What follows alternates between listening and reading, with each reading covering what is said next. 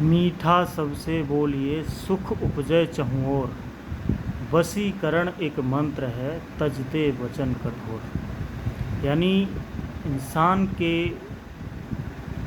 व्यवहार में भाषा का स्तर बहुत ही मधुर होना चाहिए, ताकि किसी भी सामने वाले व्यक्ति को उसके व्यवहारिक और सामाजिक बर्ताव से कोई तकलीफ़ महसूस ना हो। लेकिन आज बड़े ही दुर्भाग्यपूर्ण स्थितियां उत्पन्न हो रही हैं, जब हमारा देश 21वीं सदी में अमृत काल घोषित कर चुका है, अमृत महोत्सव मना रहा है। उस समय अगर व्यवहार में, भाषा में अगर कटुता है, तो मैं समझता हूँ ये अत्यंत निंदनीय है, दुर्भाग्यपूर्ण है। अभी एक घटना है कि एक उत्तर प्रदेश के विधायक हैं, मथुरा ज़िले की माठ सीट से भारतीय जनता पार्टी के राजेश चौधरी, जो बसपा की सुप्रीमो मायावती के लिए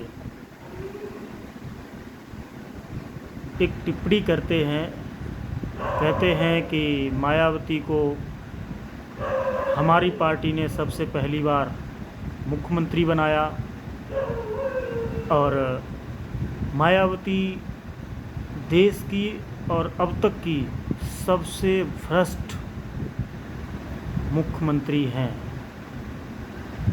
यानी वैसे बहुत ज़्यादा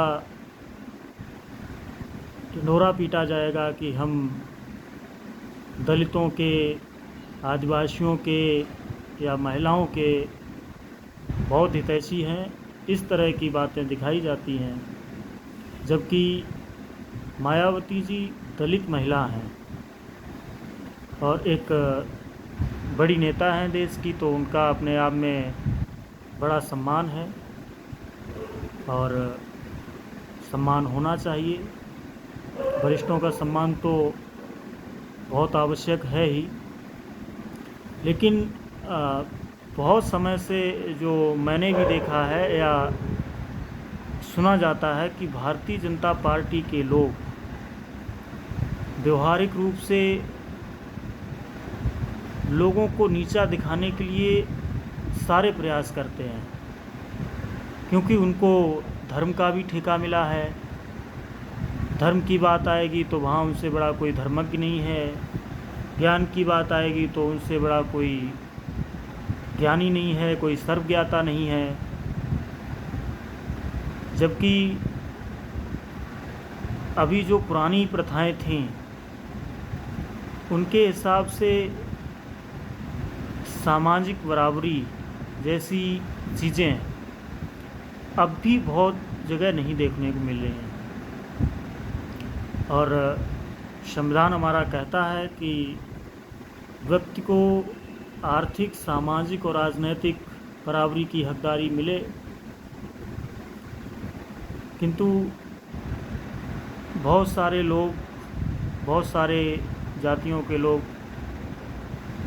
आर्थिक और राजनीतिक स्तर पे तो काफ़ी आगे पहुंच गए हैं, लेकिन सामाजिक स्तर पर आज भी उनकी दुर्दशा है, आज भी उनके साथ भेदभाव है, इसमें कोई दो राय नहीं है।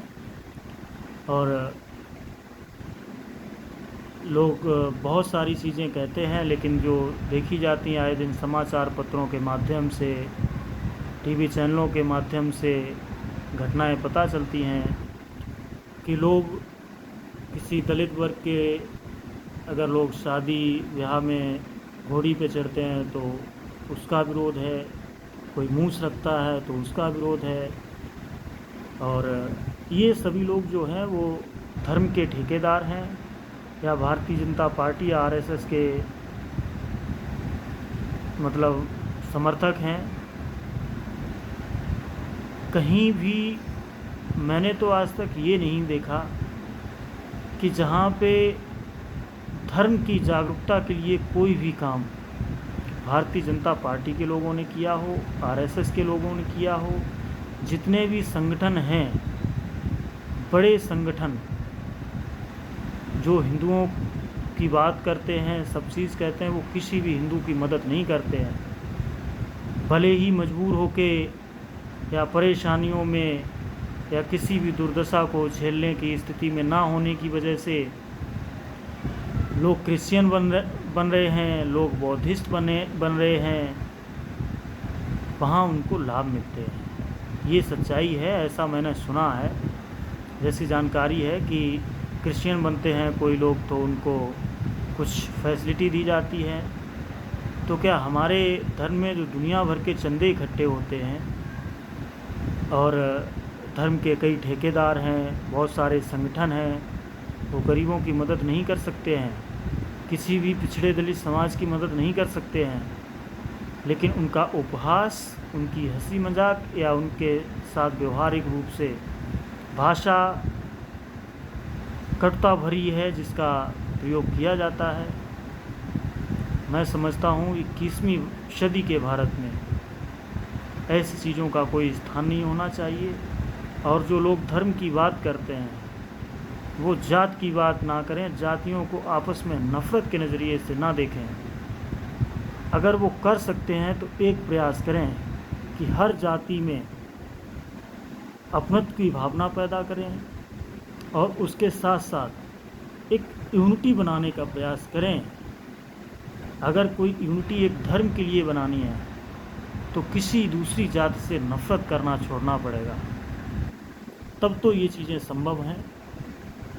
अन्यथा मुझे लगता है कि अगर जातियों के बीच मतभेद रहेगा तो किसी भी स्थिति में धर्म को संगठित नहीं किया जा सकता है। लिहाजा ऐसे लोग धर्म की लड़ाई लड़ रहे हैं और दिखावा कर रहे हैं तो वो धर्म की आड़ में लोगों को सिर्फ मूर्ख बना रहे हैं।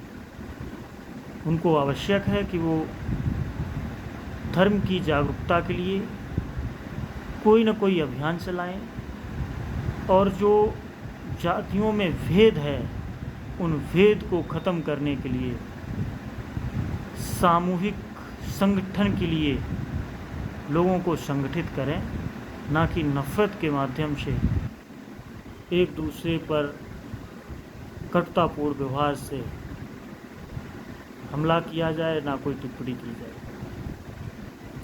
अभी इस मामले में जब मायावती जी पे इस तरह की टिप्पणी की गई राजेश चौधरी द्वारा, तो अखिलेश यादव ने उस चीज़ पे आपत्ति जताते हुए मायावती जी का समर्थन किया। तो उस पर केशव मौर्य जी का पलटवार आया। उन्होंने अपने हिसाब से बात कही। उन्होंने कहा गेस्ट हाउस कांड ऐसे हुआ था, वैसे हुआ था, यानी तुमने ऐसा किया तो हम भी ऐसा करेंगे, या हम भी अपने पार्टी के विधायक का समर्थन करेंगे, संरक्षण देंगे उसको। जबकि आवश्यकता थी कि केशव प्रसाद मौर्य अपने विधायक के ऊपर उचित कार्रवाई करने की पैरवी करते, सिफारिश करते, लेकिन नहीं करेंगे क्योंकि उन्हें जो है दूसरे व्यक्ति को नीचा दिखाना है, या फिर ये कमी निकालेंगे कि भाई तुमने भी तो ऐसा किया, तुमने भी ऐसा किया तो फिर भाई ठीक है, यानी अखिलेश ने ऐसा किया या सपा ने ऐसा किया तो आप भी करते रहो वैसा ही। तो यानी बुरे काम में संलिप्तता अपनी रखेंगे कि दूसरे ने ऐसा किया है तो ऐसा हम भी करेंगे, यानी उन्होंने सम्मान नहीं किया तो हम भी नहीं करेंगे। और वैसे कहेंगे कि हम महिलाओं का सम्मान करते हैं, हम दलितों का, आदिवासियों का सम्मान करते हैं। अगर ये चीज़ कहते हैं तो इसमें 1% भी सच्चाई नहीं है। और केशव मौर्य के अलावा ओम प्रकाश राजभर जैसे लोग जो कभी समाजवादी पार्टी के साथ गठबंधन में रहते हैं तो योगी जी को कहते हैं कि मठ में भेज देंगे, भीख मंगवा देंगे, कटोरा हाथ में पकड़वा देंगे। और जब आप भाजपा के साथ हैं तो सपा के लिए बोलेंगे गलत, कांग्रेस के लिए गलत बोलेंगे, मायावती जी के लिए गलत बोलेंगे। अभी यही 69,000 सहायक शिक्षक की भर्ती के अभ्यर्थी जब धरना प्रदर्शन कर रहे थे, उन्होंने प्रयास किया कि ओम प्रकाश राजभर के माध्यम से अपनी बात सरकार तक पहुंचाएं। ओम प्रकाश राजभर जी कहते हैं कि तुम लोग जुतियाने लायक हो, तुम लोग जूता खाने लायक हो, तुम लोग लतियाने लायक हो, तुम्हारे साथ जो हो रहा वो सही हो रहा है।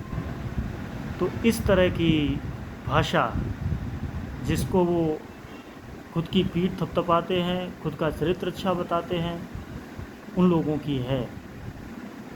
लिहाजा भाषा का स्तर इस तरह से नहीं होना चाहिए। राजनीतिक मतभेद अपने स्थान पर हैं।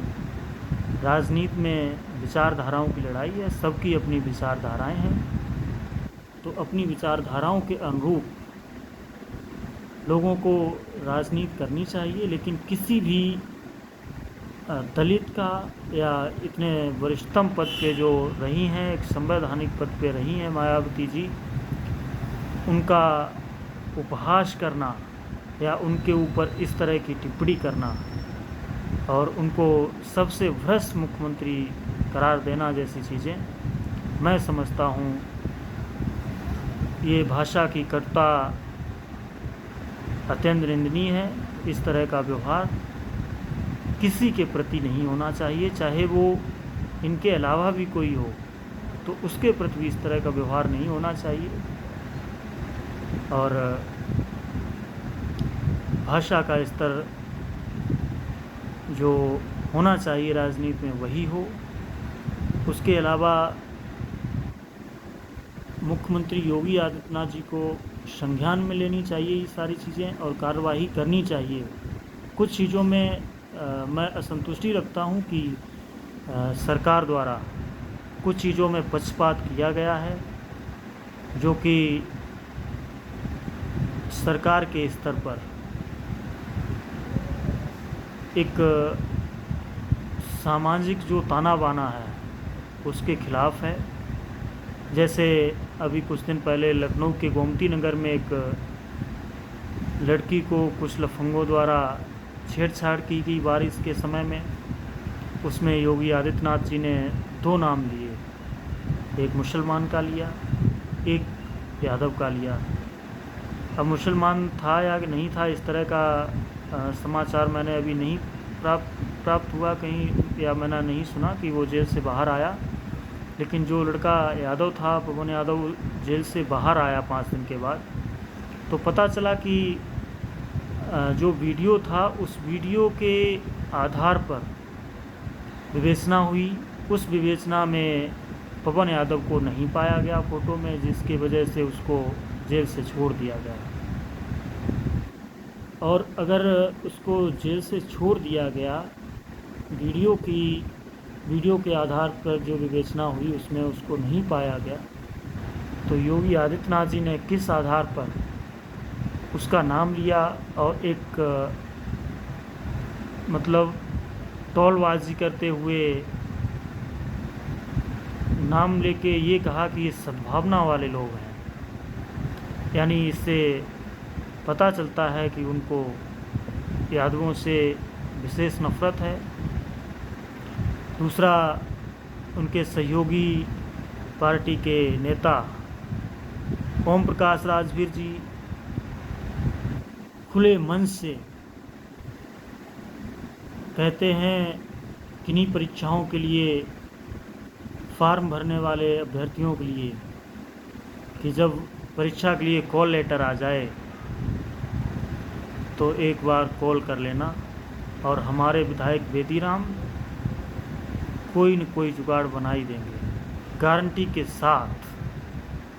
तो योगी जी को क्या इस तरह के वीडियो या इस तरह के भाषण या बयान नहीं समझ में आते हैं कि ताकि उनको पद से जो कैबिनेट मंत्री बने बैठे हैं उससे बर्खास्त करना चाहिए, उनके घर पे बुलडोज़र चला देना चाहिए और उनके विधायक समेत उनको जेल में डाल देना चाहिए, ताकि एक उदाहरण प्रस्तुत किया जा सकता, एक नज़ीर बनती कि योगी जी किसी को नहीं बख्शते हैं। और अगर अपने सहयोगी को और अपने नेताओं पे इस तरह का अंकुश लगाते तो मुझे लगता है कि विपक्षी पार्टियों के भी जो नेता हैं या विधायक हैं या अन्य कोई सामान्य इंसान भी है तो उसको ये मैसेज आता कि भाई योगी जी बहुत सख्त हैं, किसी को माफ़ नहीं करते, किसी को नहीं बख्शते। लेकिन इन उदाहरणों को मैंने इसलिए बताया कि ये सबने सुनी हुई बात है, सबने सुना है इन चीज़ों को, लेकिन कार्यवाही में पक्षपातपूर्ण रवैया अपनाया जा रहा है, जिससे सिद्ध होता है कि सरकार अपने पार्टी के समर्थित या सहयोगी पार्टी के लोगों को हर कृत्य में, हर अपराध में छूट दे रही है, जबकि अगर कोई विपक्ष का है तो उसके ऊपर शिकंजा कसा जाता है, उस पर बुलडोजर की कार्रवाई होती है। ये बहुत दुर्भाग्यपूर्ण है। इस तरह से हमारा देश कैसे न्याय की उम्मीद रखेगा कि जब शासन स्तर पर इस तरह का पक्षपातपूर्ण रवैया अपनाया जाता है। इस तरह की चीज़ों का कोई स्थान शासन स्तर पर नहीं होना चाहिए। धन्यवाद, नमस्कार।